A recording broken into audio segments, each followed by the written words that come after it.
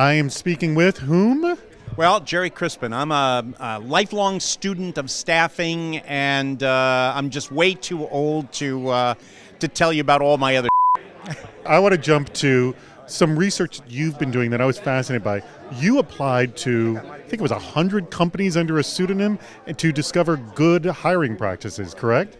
Well, that's one of the things that I've been doing for the last 10 years. So I do that almost every single year under very different names. So the first time I did it was under Vinnie Boombatz, head of credit and collections for Bada Bing Corporation. And I got in a little trouble with that, so over the course of the next decade, I've been doing this with Charlie Brown,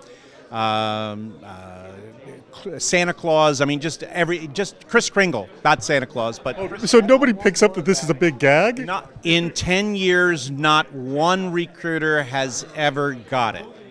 And the reason why is because when you look at a resume that's inside of a database, you're really engaged in as to whether or not the skill sets are there. You don't really read it for context. I mean, in terms of its whole, you look at it in terms of the specific skill sets that you're looking for. So in the course of 10 years, what I've really been doing is looking at how the initial treatment of candidates who are top quality candidates. Because my resume is obviously, I can lie all the way to the point at which that is the #1 resume that comes up in the ATS. And I demonstrate that year after year after year.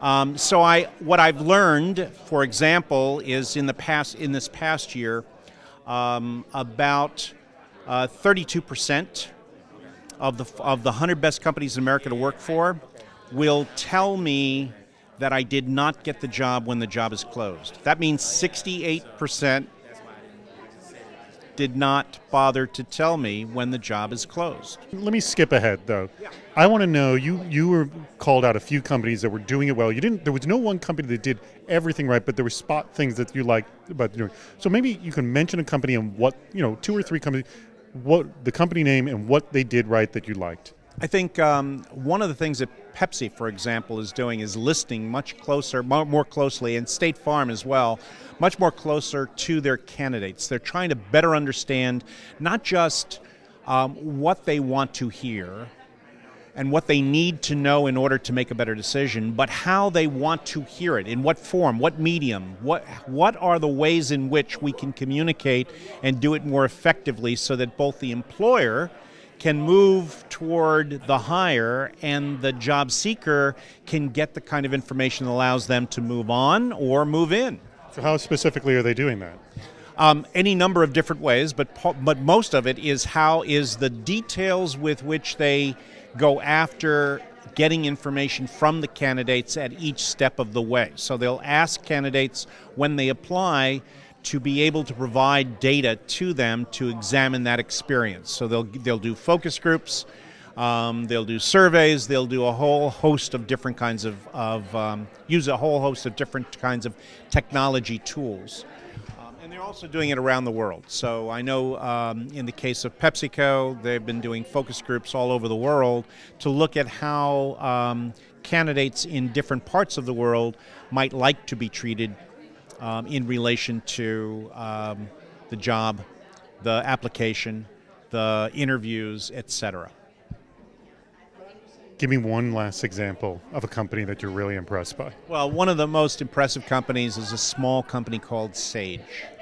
Sage produces some software, Peachtree software, ACT software, has several thousand employees. They only hire, a couple thousand people a year.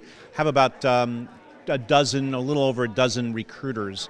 And one of the things they do that no one else really does as well is they can make a promise and then gather information to see whether they've delivered on the promise. So in the case of, I'm trying to think of his name. It doesn't come to me at the moment.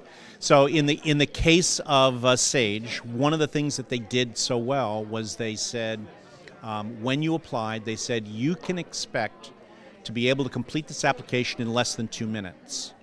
Now, it's not the 2 minutes. It could be 22 minutes, because when you actually press submit, they then said, how long did it take? And your answer to that went to the head of staffing. They then said, you will hear from a recruiter in 1 to 20 days. And every one of the recruiters knew that on the 20th day of every candidate, an automatic email went to the candidate asking whether or not a recruiter had contacted them. So here is a powerful example of a company that basically drew a line and said, we'll make a commitment to how we're going to treat a candidate on this specific thing, and then we're going to determine whether or not we've lived up to that promise. That's powerful, and to my way of thinking, that's the candidate experience. That is awesome. Hey, thank you so much, Gerry. Thank you.